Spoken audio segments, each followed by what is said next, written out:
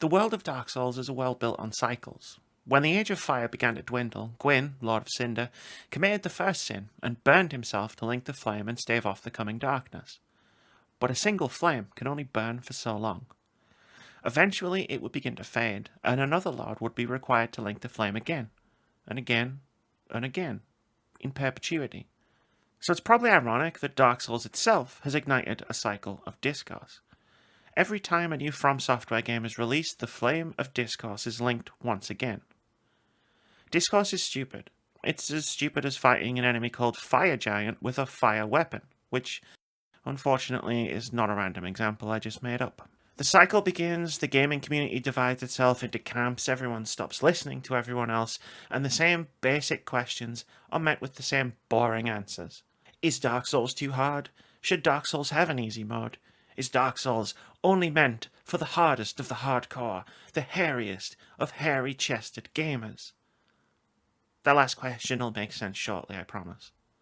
Many thousands of words and many hundreds of hours of content have been dedicated to proving scientifically that these questions have a simple yes or no answer, and if you've picked the opposite answer, then you're objectively, provably incorrect.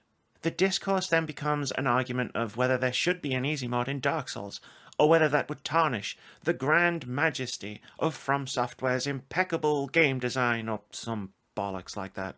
But are From Software's series of action RPGs really too hard? Only meant for the hardest of the hardcore? Or is there more to From's game design philosophy? Because if it's true that their games are so uncompromisingly difficult, how did Elden Ring sell so well? It's one of the best-selling games of all time. It's 28 million copies sold. Put it in the same bracket as games like Super Mario Odyssey, Duck Hunt, and GTA San Andreas. I am not the hardest of the hardcore. I'm bad at video games.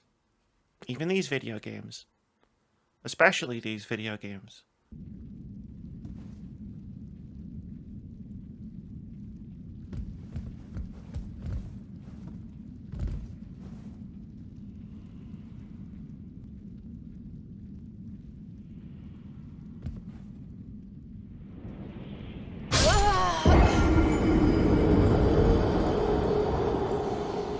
And yet, ever since I got into these games, I've been obsessed with them. Playing them lit some kind of fire in me, and I can't stop wanting to play them or talk about them. Elden Ring may just be my favourite game of all time. With the announcement of Elden Ring Night Rain, I can sense another explosion of discourse just on the horizon. So here's my contribution to the Bonfire of Dark Souls video essays on YouTube. It's actually part of the video game essay contract that we all sign when we start our channels, that we have to write something about Dark Souls at some point. I want to explore the history of the perception of the Souls series, how it became synonymous with extreme difficulty, why that perception is actively turning people away from a collection of games they might actually fall in love with otherwise, and why that perception is wrong. If you haven't played Elden Ring or any of the Souls games because you've heard they're too difficult or because you're intimidated by them, I want to tell you a story, interweaved amongst the analysis, of how I found my way past the pointless arguments and the skewed perceptions to discovering some of my favourite games. And that if you really want to, you can do that too.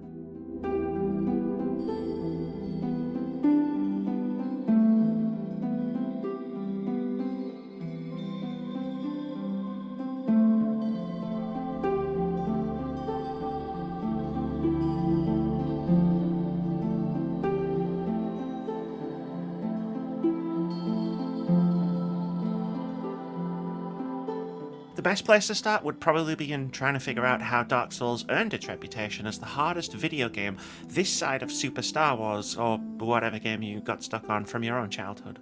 Technically, Demon's Souls was the first entry in this loosely connected spiritual series of From Software action RPGs, which I'll be referring to collectively as Souls games from here on out, even if they don't have Souls in the title, because it's less of a mouthful than loosely connected spiritual series of From Software action RPGs. And you'll still know what I'm talking about. Demon's Souls was a beloved but niche game, highly appreciated by those that played it, but stranded on PlayStation 3, which at the time was trailing its direct competitor, the Xbox 360, in both sales and cultural zeitgeist. Demon's Souls was maybe a little bit too rough around the edges, only really loved by weird nerds who like weird games. No offense intended, I'm talking about myself here. I am the weirdest of nerds who enjoys the weirdest of games. But it wasn't really until Dark Souls that the series had a wider impact. It was both a critical and commercial success, picked up a lot of positive buzz amongst players, and won many Game of the Year awards in 2011. It would later go on to top multiple best games of its console generation and best games of all time lists, eventually being voted as the ultimate game of all time at the 2021 Golden Joystick Awards. Future games that drew inspiration from the design of Dark Souls began to be called Souls-likes. Like how all first-person shooters that immediately followed Doom in the 90s were called Doom clones, until someone finally came up with a less embarrassing name for them. I'm still waiting for somebody to come up with a less embarrassing name for Souls-likes than Souls-likes. Dark Souls is also cited as an inspiration behind many more games not in this Souls-like subgenre, from Shovel Knight to God of War to The Witcher 3 and more. It was even cited by Stranger Things co-creator Matt Duffer as an inspiration for the show's presentation of the Upside Down. Dark Souls might just be the most influential release in modern gaming, which should probably be the first red flag that its reputation as being synonymous with extreme difficulty is maybe a bit off of the mark. And when I say synonymous, I mean literally.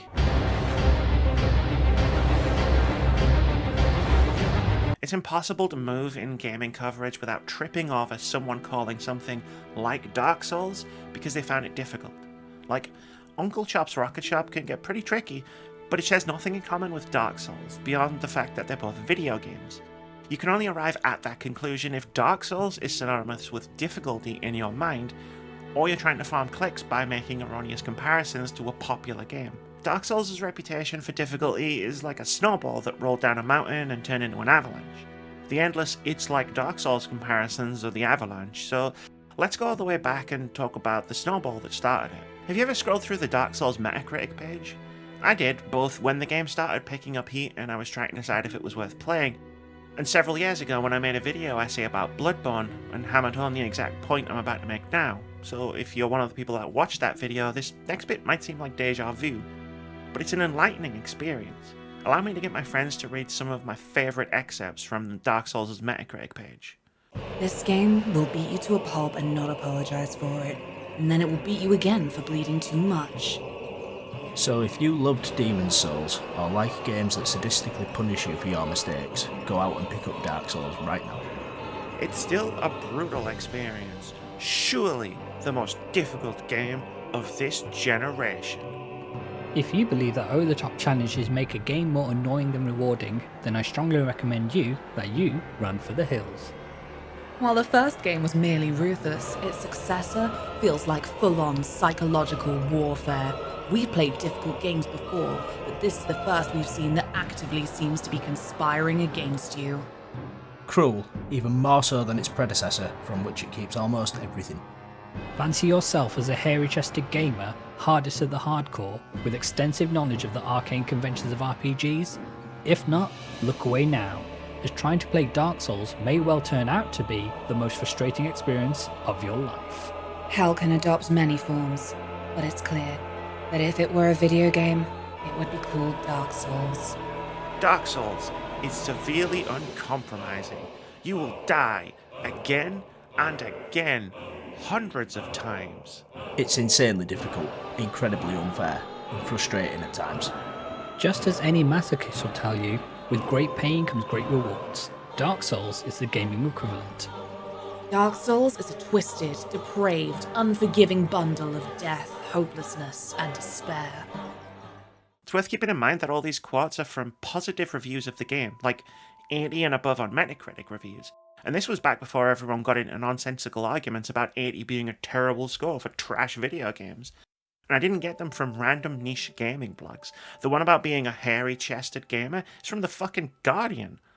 Each review seems to be trying to one-up the last in how over-the-top they can be in describing the difficulty of a video game, leading to some truly wild statements. 2024 me, having put hundreds of hours into every Souls game that's been released, finds these pull quotes very funny. But 2011 me, I read a bunch of those and asked myself an entirely reasonable question of, why would I ever willingly subject myself to something like that? I've never minded the friction or challenge in the games that I played. Hell, Donkey Kong Country was one of the few Nintendo games I was able to play as a kid, and that's apparently the Dark Souls of platformers. but I could think of about 1,000 better uses for my time than playing a twisted, depraved, unforgiving bundle of death, hopelessness, and despair. Between the tone of the game's glowing reviews and the way the game's Get Good contingent of fans talked about the game online, and don't think I've forgotten about the Get Good crowd, I'll be coming for you later, I decided that Dark Souls, as many reviews put it, wasn't for me. I got to put that to the test a few years later. I met up with some friends at an EGX that had a Dark Souls 2 demo. They really wanted to play it, I really didn't, but I wasn't someone who was about to shit all over their enjoyment of the show, especially as someone who was there for the full 4 days as opposed to their single day at the expo. So we played Dark Souls 2 for about 20 minutes. Well, I say we. They played the game for 20 minutes.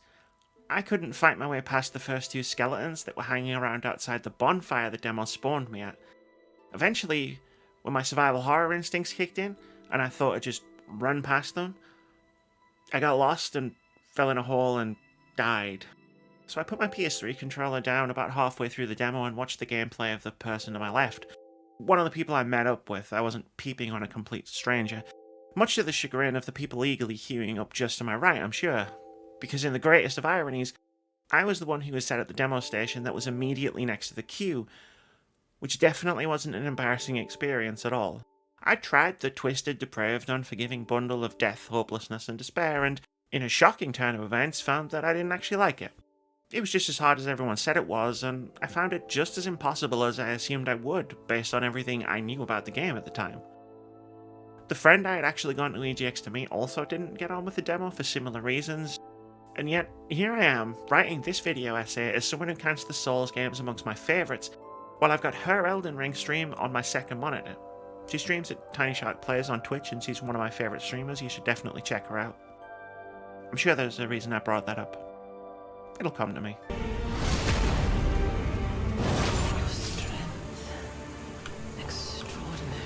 I had a similar experience with a Bloodborne demo as I did with the Dark Souls 2 demo about a year later, though mercifully I was by myself and not in full view of 100 Dark Souls fans, so I got to keep my failures to myself that time. Not long after that, I watched my friend Keith run himself through about an hour of the first game as part of a charity fundraising incentive. He went straight on at Filing Shrine instead of turning right towards Undead Burg, which, well, if you know anything about Dark Souls, he spent most of his time getting battered around like a shuttlecock by skeletons. I even bought Bloodborne when it came out, despite all of my misgivings and awful experiences with From Software games, because, well, look at it. The otherworldly monstrosities, the gothic architecture, the eldritch horrors from the beyond. This game was made for me. Unfortunately, I couldn't even get past the first street for 4 hours. I used my survival horror instincts again, except instead of falling down a hole, I ran into a big ogre-looking guy who smashed my head in with a brick. All of this fueled my own confirmation bias. It would have been one thing if it had just been me, if everyone around me had picked these games up and fallen in love with them, or at least not struggled immensely to get past the starting areas. I might have just concluded that it's me, hi, I'm the problem, it's me. But the fact that my friends were having similar experiences let me believe that the reviews and the Get Good crowd and the way that Dark Souls have become synonymous with hard as fuck on the internet were all objectively correct. I wouldn't ever be able to play these games, and I mostly made my peace with that. The internet had declared Dark Souls was a twisted, depraved, unforgiving bundle of death, hopelessness, and despair, something that it would take a supreme level of skill that I didn't possess to even enjoy. And who was I to argue?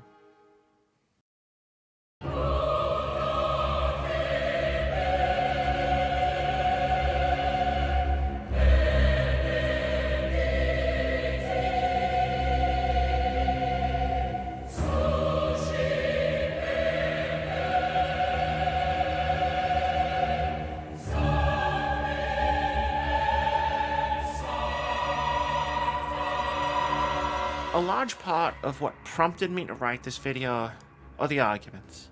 They're arguments I've never felt much of a desire to take part in, and I've largely avoided them. When discourse around the difficulty of Souls games erupts, you can mostly separate people into 2 camps. Those that believe that the game should have an easy mode so that more people can play them, and those that get defensive about the experiences that mean so much to them. Well, there's a third camp too, I guess, one which is full of assholes who post things like this. You cheated not only the game, but yourself. You didn't grow, you didn't improve. You took a shortcut and gained nothing. You experienced a hollow victory. Nothing was risked and nothing was gained. It's sad that you don't know the difference. I do understand what drives posts like this, which was in response to a PC Gamer article titled, "I beat Sekiro's final boss with cheats and I feel fine." They wear their completion of these games as a badge of honor. They struggled, and if you want to play a Souls game, you have to struggle too. Their struggle usually comes from ignoring most of the systems and mechanics that each of these games have to help players mitigate the challenge. Not only do they hold their superiority over those who can't or won't play these games due to their perceived difficulty, or those who do play them in an unintended way, like the writer of the PC Gamer article, but also over those who they feel have played the game wrong. Players using NPC or multiplayer summons to help them get past bosses, using mechanics such as magic, using weapons that they've decided are too OP. Anyone using any of these intended mechanics of play are deemed to have not played the games properly, or at all. I've had people tell me in seriousness that I haven't really played any of these games because of the way I've played them, even though all of this footage is recorded by me while I'm pushing buttons on a controller that I'm holding to control the character using things I've found in the game. It's easy to understand the mentality of dickheads who are seemingly more concerned with policing how other people choose to have fun with simply having their own in their own way and leaving others alone. They're dickheads.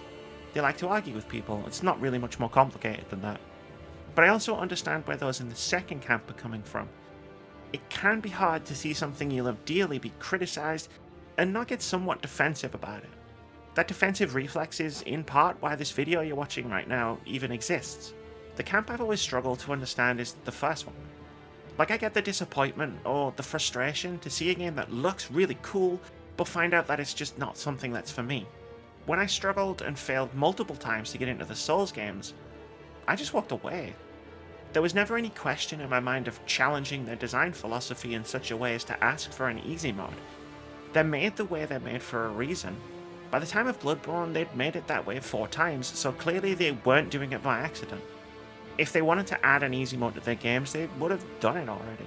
Just quickly, I need to take a detour on my point to mention that when I'm talking about an easy mode, I'm not talking about accessibility. They're not the same thing. Accessibility isn't about making games easier necessarily, it's about giving people with disabilities access to the same experience that those without disabilities that affect their gaming are having when they play. I can play a Souls game without the need for accessibility options, but there are plenty of people who would love to have that same experience that I have, but can't, and that is unacceptable.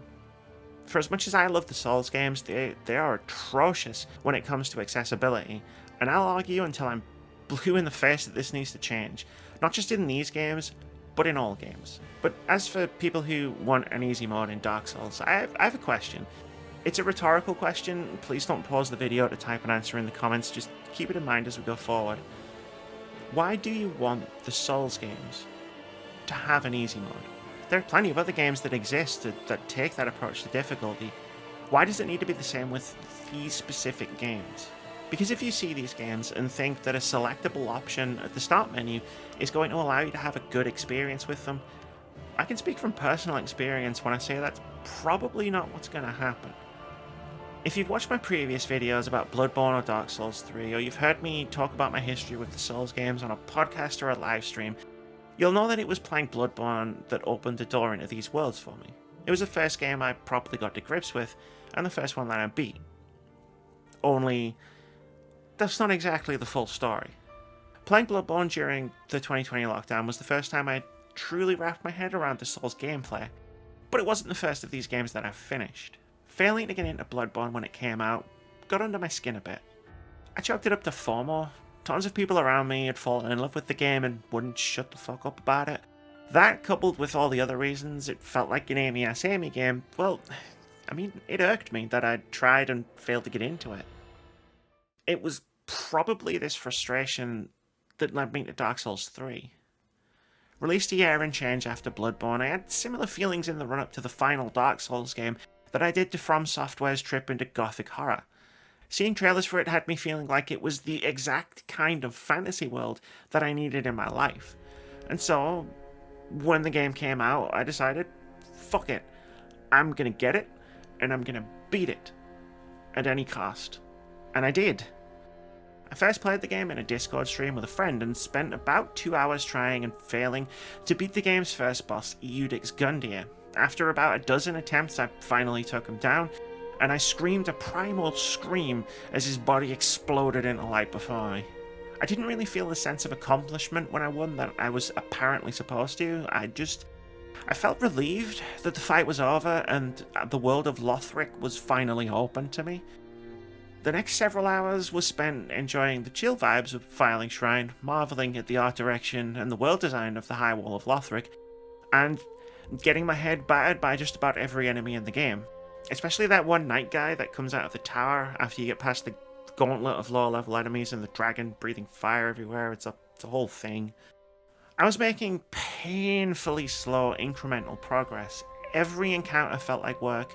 I was enjoying the world itself, but every step was painful, especially since every time my clumsy, uncoordinated butt met the sweet embrace of death, I was sent back to the previous checkpoint, and every enemy I'd cleared out thus far respawned. I wanted to keep exploring this world that was tantalizing me with its decaying beauty, to immerse myself in what seemed like a fascinating and unique take on an unfolding apocalypse, but it felt torturous, and despite trying my best, I certainly wasn't getting good. I'd been here before, but I decided I'd be damned if I was going to fail here. I wanted to see more, so I did the only thing I could think to do in that moment. I cheated. I turned off the online features, I downloaded a trailer, and manipulated my character's stats to turn them from being a meek warrior of glass shattered at the slightest contact with an enemy into an unstoppable powerhouse of murder and destruction. Like I was playing Dark Souls 3, but if the Doomslayer was the protagonist.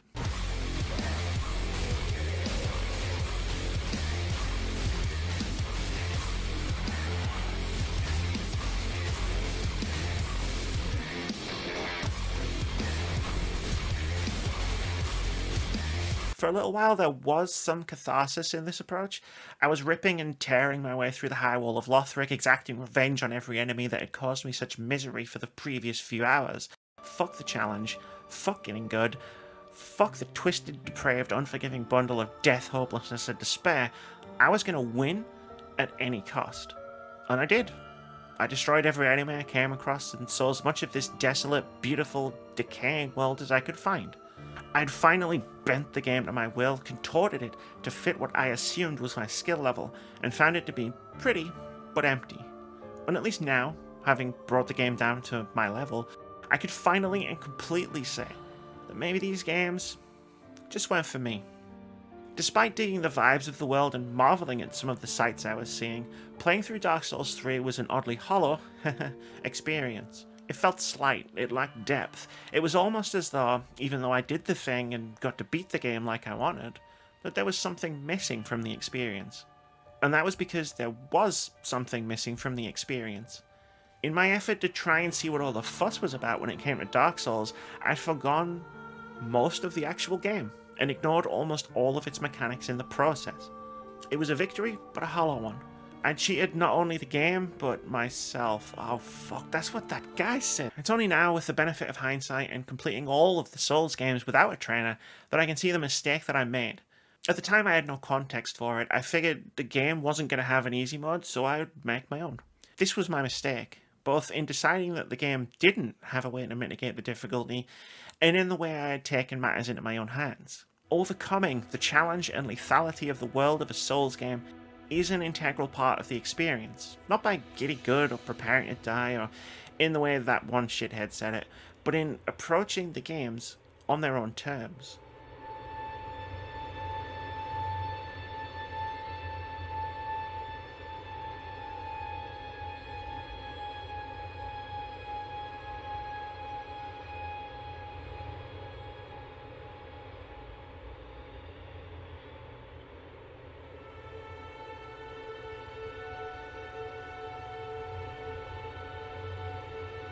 As of September 2024, Elden Ring has sold more than 28 million units. None of the Souls games have been failures, but none of them have been hits to this magnitude. Which isn't bad for a bundle of death, hopelessness, and despair. By the time Elden Ring came around, I was already a full-on From Software sicko. I'd streamed and beaten Bloodborne during lockdown in 2020 and made a video essay attempting to explain how and why I suddenly got good at it. Something clicked when I finally beat Father Gascoigne, and since that moment, I've played and beaten every Souls game besides Dark Souls 2. It's taken me several years of playing every Souls game multiple times to realise that what clicked in 2020 wasn't the game mechanics, but the subconscious realisation that I never needed to get good at any of them. I'm not going to sit here and tell you these games are easy, actually. They're definitely not. But it wasn't until I played the opening hours of Elden Ring that what clicked in my subconscious started to enter my conscious thought. Aside from Elden Ring's success being easily attributed to glowing reviews, excellent word of mouth, multiple Game of the Year awards, and its status as 2022's biggest AAA open world RPG, a big part of the game's success is down to the way From Software designed its open world to teach its players how to approach the entire game. After running through the tutorial cave and emerging out into Limgrave, there's a site of grace and an NPC directly in front of you. The NPC has a long questline you can follow, but his appearance here is to essentially explain the Guidance of Grace, which is the faint yellow line that guides you towards your main objectives throughout the game. If you follow the Guidance of Grace, as a lot of people do, you'll eventually find yourself entering Stormwind Castle and facing your first boss. Well, probably your third, after the Soldier of Godric and getting your shit wrecked by the Tree Sentinel wandering around right next to the first Site of Grace. You'd be forgiven for mistaking Margit the Fell Omen as a skill check boss like Father Gascoigne in Bloodborne, or as an entrance exam boss like Edix Gundyr in Dark Souls 3. But where those bosses are designed to ensure you've been paying attention to the game you're playing and the lessons you need to succeed, Margit is designed as what I call a springboard boss. When you challenge Margit for the first time, one of two things is most likely to happen. Those who are familiar with and incredibly skilled at the combat mechanics of the Souls games might simply be able to kill Margit and spring forward into the castle proper. It's not exactly an impossible thing to do, nothing in this game is. Most players will probably give Margit a few attempts before eventually taking a hint that this is a boss to come back to later.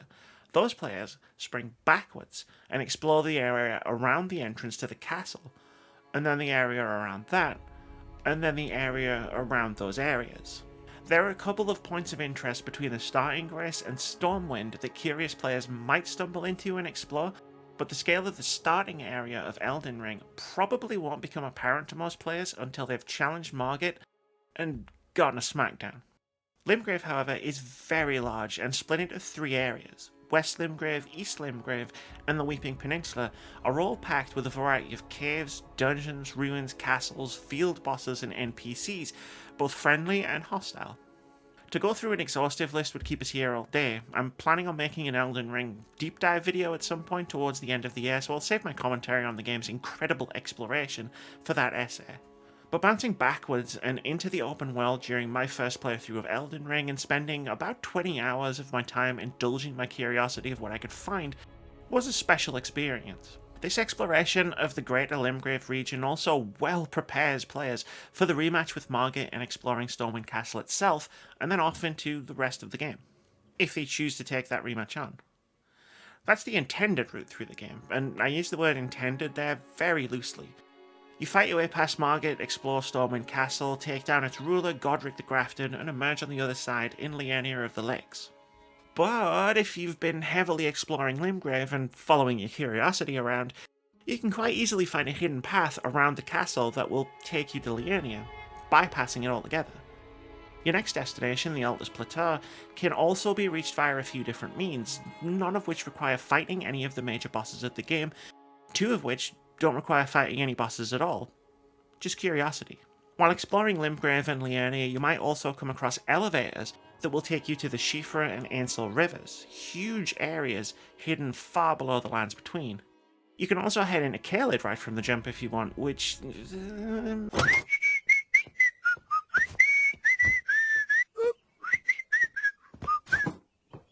maybe save that one for last.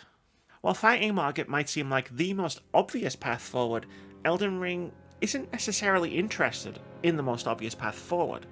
a staggering amount of the game world is open to you without needing to dive into the game's legacy dungeons or fight any of its main bosses. You can explore at your own pace, tool yourself up with a veritable bounty of things to assist you, and absolutely shred quite a lot of the game if you want. This is the secret of the Souls games. Popular opinion, game reviews, and the Get Good crowd will all tell you that these games are hard, they're meant to be struggled through, and you're supposed to die, and grind, and die to feel a sense of accomplishment. A twisted, depraved, unforgiving bundle of death, hopelessness, and despair, if you like. The reason I get so annoyed at the inevitable cycles of discourse on gaming social media is because they poison any potentially interesting or nuanced discussion about the difficulty in the Souls games. Dark Souls is too hard versus Get Good scrub, marketing that relies heavily on challenge or prepare to die messaging, reviews that call the game psychological warfare or only for the hairy-chested hardest of the hardcore gamer, and a mountain of utter banal comparisons of other games to Dark Souls merely because they're a bit hard.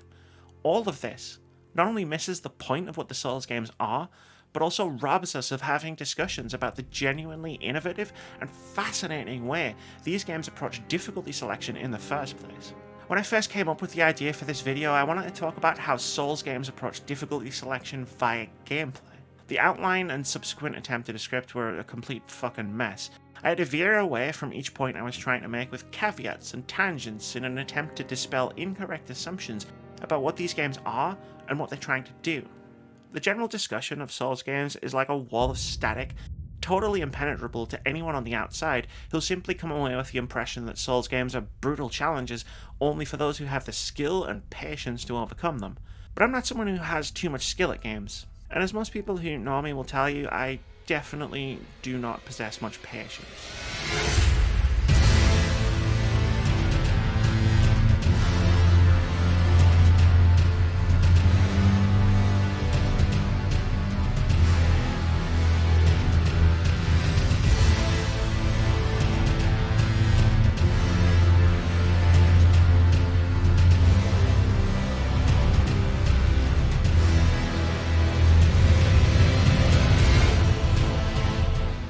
When Shadow of the Erdtree released in the summer of 2024, it wasn't long before a collective cry of anguish arose across the internet.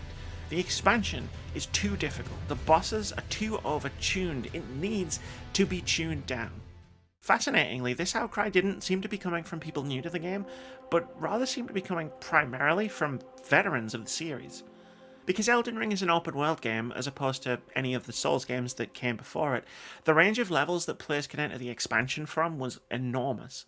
Players who had absolutely plumbed the depths of the base game could find the expansion trivially easy if the difficulty wasn't scaled to a ludicrously high degree. But doing so would potentially leave many other players getting stomped by even the most basic enemies, or more so than usual. From Software designed Shadow of the Erdtree to hit a sort of a middle ground. For starters, accessing the DLC required beating 2 bosses, one of which was at the end of a secret high-level endgame area, so players would most likely need to be pretty high-powered to even gain access to the Shadowlands. Once in the Shadowlands, players would need to find Skidoo tree fragments and revered spirit ash, consumable items that are scattered around the map. Skidoo fragments give you a permanent boost to your damage dealt and lessen your damage received while you're in the DLC, and revered spirit ash has the same effect on your spirit ash summons. This allowed From Software to normalise the challenge of the expansion. You can find about half of these upgrades if you just follow the main path through the story, with the other half requiring deeper exploration. The outcry I mentioned came from players who were essentially ignoring this new upgrade track, running headlong into boss fights underpowered, and getting curb stomped. Personally, I didn't have a great deal of trouble with much of Shadow of the Erdtree, aside from some of the boss fights on the more extreme end of the challenge scale. Baal!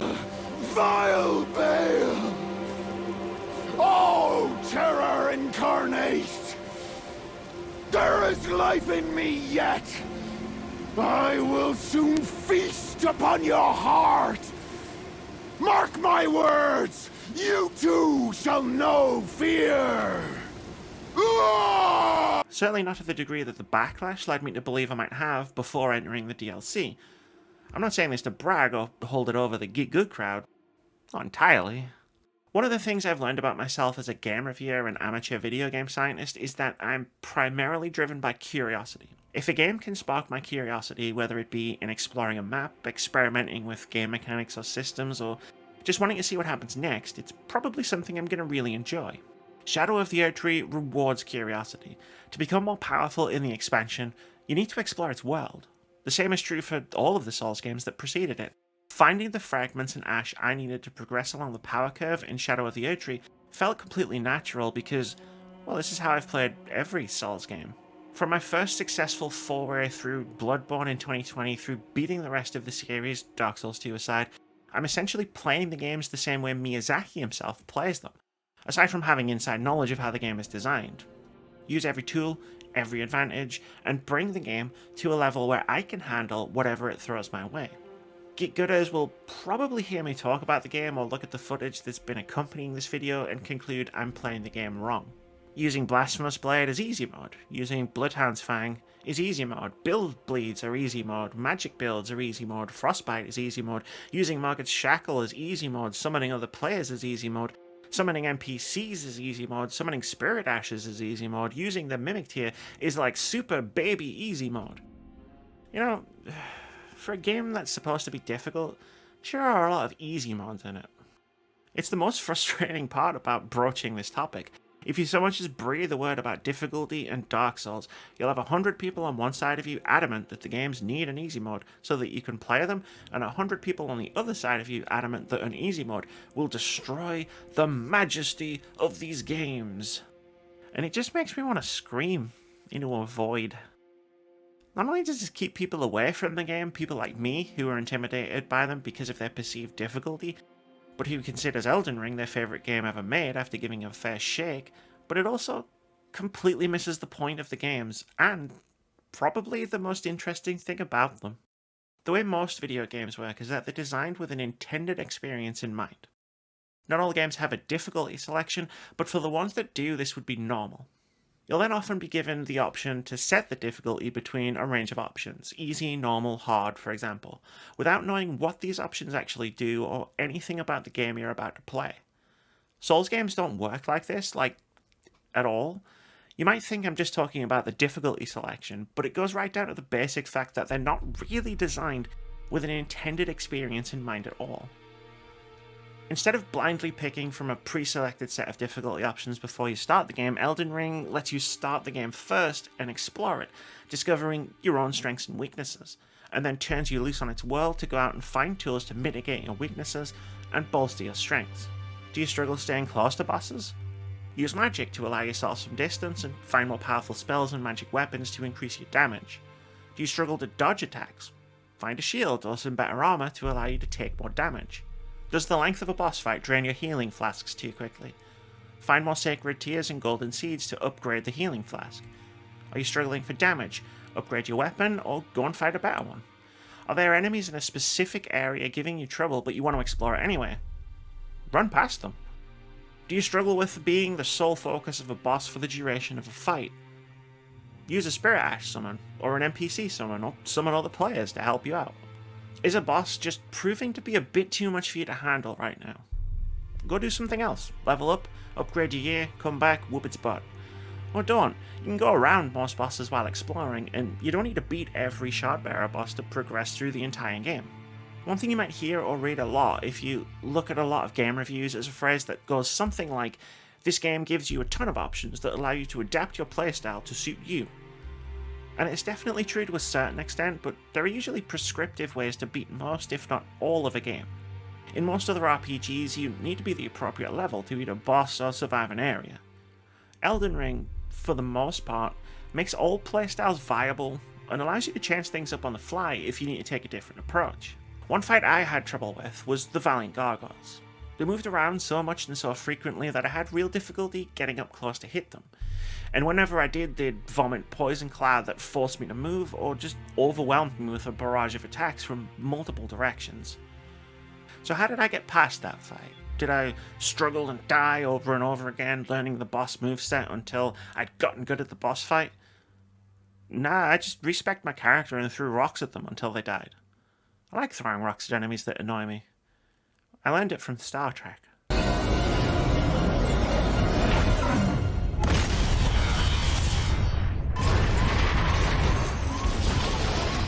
Save my life!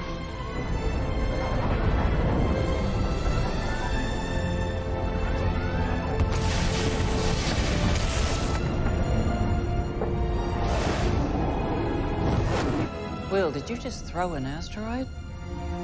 Goddamn right I did.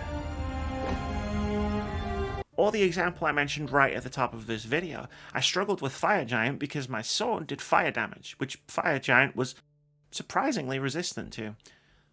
So I used a different sword and died again. There's definitely only one hit point left in that health bar. Fuck my life. Fire Giant went down a lot easier when I brought an appropriate weapon. The Gargoyles went down a lot easier when I switched my tactics to better suit my strengths and weaknesses as a player. Elden Ring and the entire Souls series are not designed to be impossible, or only for the hairy-chested gamers. They're designed to be beaten. They want you to win. Instead of giving you an option at the start of the game to lower or increase the difficulty before you even had a chance to play it, Elden Ring allows you to play it, figure out what you're lacking, and then task you with finding out what you need to mitigate your own shortcomings. It's not that the game doesn't have difficulty selection, it's that the difficulty selection is built into the game itself, atomized across the entire world, and fully customizable, which, for me, is just about the most satisfying way to approach difficulty selection in this type of game. Miyazaki himself has said that his objective has been pursuing making games that give players a sense of accomplishment by overcoming tremendous odds. I like to think of it in terms of The Lord of the Rings. The Lord of the Rings trilogy is probably my favourite series of fantasy movies, and in terms of its approach to the danger its heroes find themselves in and the stakes of their quest, kind of the ideal that I'm looking for in a fantasy RPG. Shit gets real for the Fellowship real fast. Don't get me wrong, it's great to play a superpowered killing machine in Doom, ripping and tearing my way through the demons of hell, but if you give me a game with a perilous quest and world-defining stakes, and tell me that the adventure will be difficult, I want to feel that difficulty, not simply have it told to me in cutscenes or dialogue. I adore the Legend of Zelda games, but when I'm exploring its dungeons or fighting its bosses, as fun as they are, I never really feel like I'm in too much peril. I want my victories to feel earned. Dragon Age Origins is another favourite RPG of mine, but as long as you approach its quests at the appropriate level, you're not going to have too much of a tough time getting past them. The Souls games are designed to feel like your epic fantasy quest. Nothing is pre-written. You need to fight for every step of progress. The odds are near impossible, but you can increase those odds and begin to tip the balance in your favour. This is where the feeling of accomplishment that people talk about in beating these games comes from. Not by struggling against something until you get good at it, but from dragging the game's challenge down to a level you can handle and then overcome it. Whether you use the full suite of tools the game hands you, or you're a parry god, achieving victory in a Souls game is something you did, on your own terms. I mean, nobody in Middle-earth is going to give Gandalf shit for telling the Fellowship to put their swords away and run while he fights a Balrog with magic. And if summons are good enough for Aragorn, son of Arathorn, heir to the throne of Gondor, I think they're good enough for me too. I focused almost exclusively on Elden Ring during this chapter because its open world and some of its new mechanics make the game much more approachable, but it's worth noting that all of the previous Souls games are designed like this, stretching all the way back to Dark Souls, which allowed you to kindle bonfires so that when you rest or respawn at them, you get extra healing flasks, which might just be the best difficulty selection option in this entire series. Shit, all the way back to Demon Souls, you can get a spell that makes the entire fucking world explode.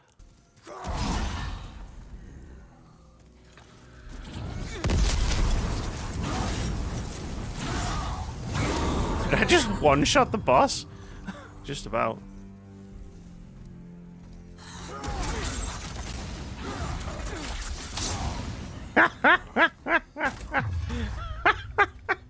After all that!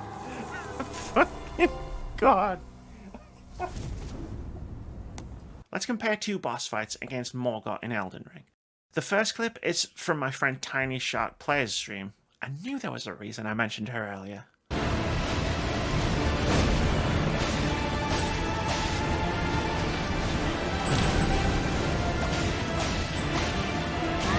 What's your region?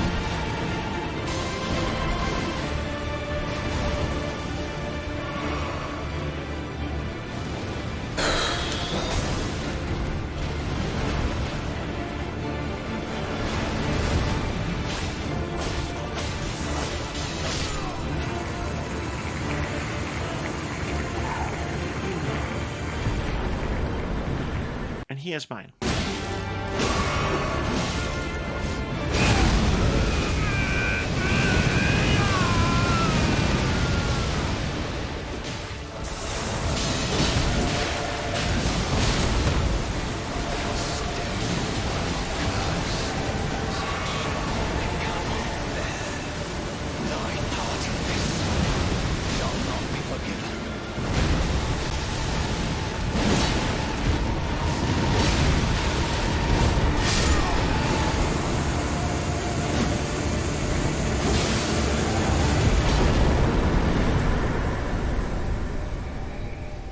That's the same boss fight, but with two completely different approaches. The first one was a duel, relying on skill with a blade, a shield, and a dodge roll. No magic, no summons. The other is brute force. It's a Royal Rumble, with summons and weapon arts and a little bit of skill if I do say so myself, but not that much.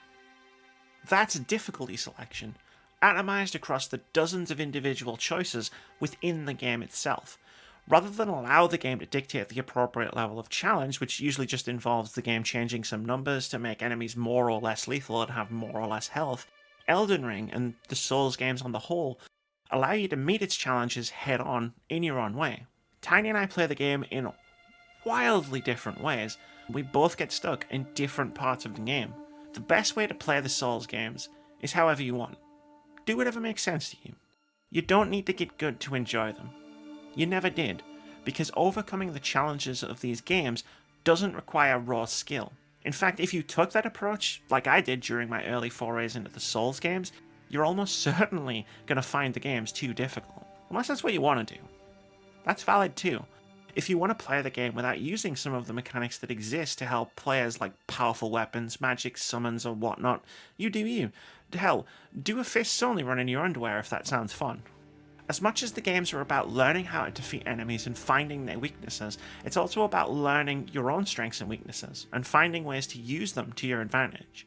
But it's mostly about finding your own enjoyment. Maybe that enjoyment does actually come from getting good. There's nothing stopping you. Games like Dark Souls or Elden Ring offer their players a startling degree of freedom in how they approach them. That whatever way you choose to play them is valid. That's what get good used to mean. Don't give up. There's always a way to win. Find it. That was before the meaning was twisted by people who saw themselves as above the casual gamers because they were better at a video game. Far from finding a twisted, depraved, unforgiving bundle of death, hopelessness, and despair, when I finally played the Souls games on their own terms, I found a whole bunch of new favourites, ones that I often boot up whenever I need one of my comfort games.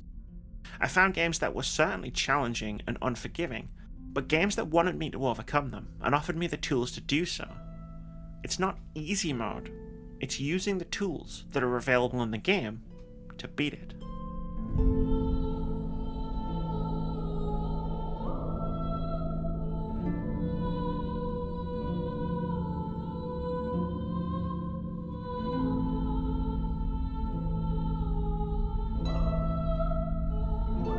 This has been a strange video, alright? I don't usually dive feet first into talking about whatever discourse happens on social media, but for the difficulty in Dark Souls discourse, I felt like I actually had something meaningful to contribute. I also felt my frustration boil over into the state of the conversation in general. But finding the narrative arc of the essay, if you will, was still a challenge.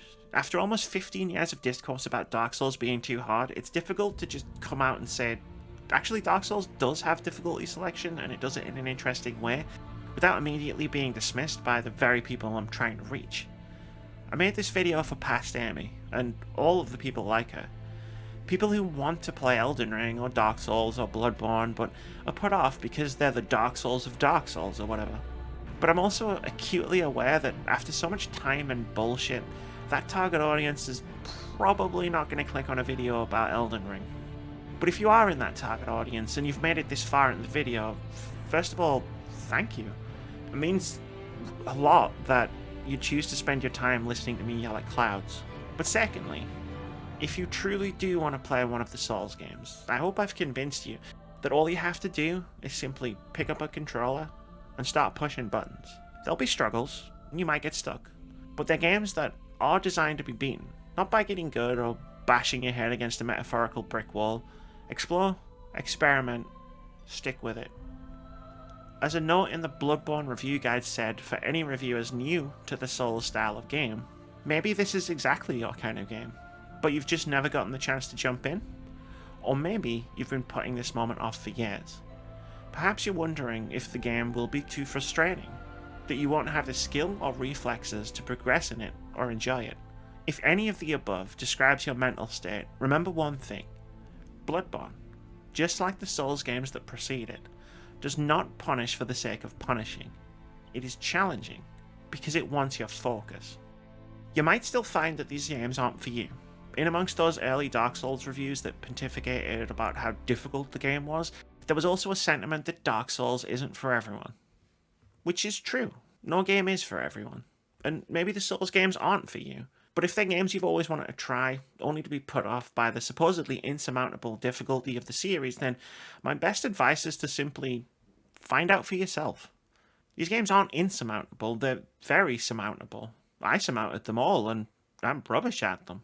You can enter into the series from any point and play them in any order you want, but Miyazaki was right when he said that Elden Ring is the most approachable of the games.